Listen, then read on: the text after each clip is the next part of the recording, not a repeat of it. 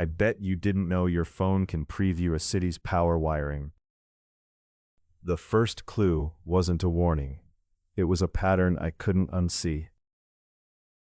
One moment I was walking. The next, my device acted like a sensor node. I opened the details and saw how movements feed larger systems, not just apps.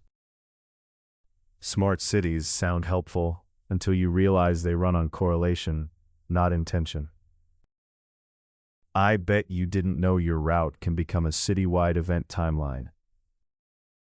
Crosswalks, traffic lights, and transit hubs aren't just infrastructure anymore. This is the part most people miss. They're inputs, and inputs get fused into decisions you never vote on.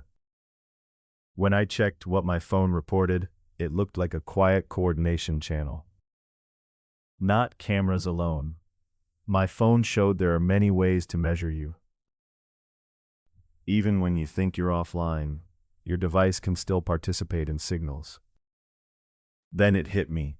City services can improve because they observe more deeply. I bet you didn't know alerts can be built from the same feed as surveillance. A traffic heads-up and a tracking profile can come from the same underlying pipeline. Smart city data isn't one database. It's a chain of handoffs you never see.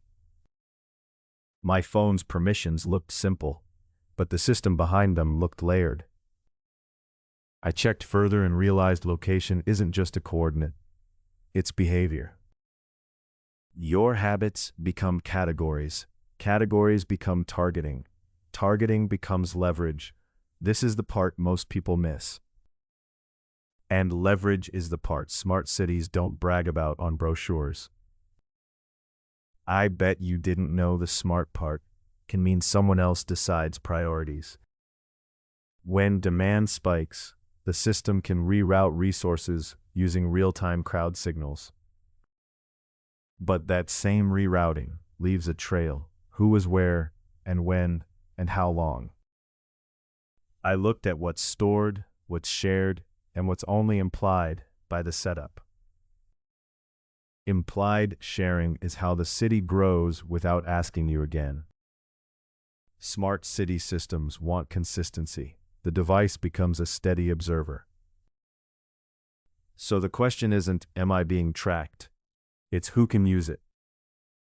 I bet you didn't know multiple agencies can consume the same signals in different ways. A transit model, a safety model, a marketing model, same raw fuel, different outcomes. And outcomes can harden into policies before anyone outside can challenge them. That's the reveal. The smart city is a decision engine, not a gadget showroom. Once you see the wiring, you can't go back to thinking privacy is just a setting.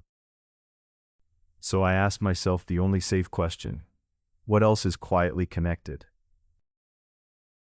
If smart cities run on your signals, then security and consent become the real infrastructure.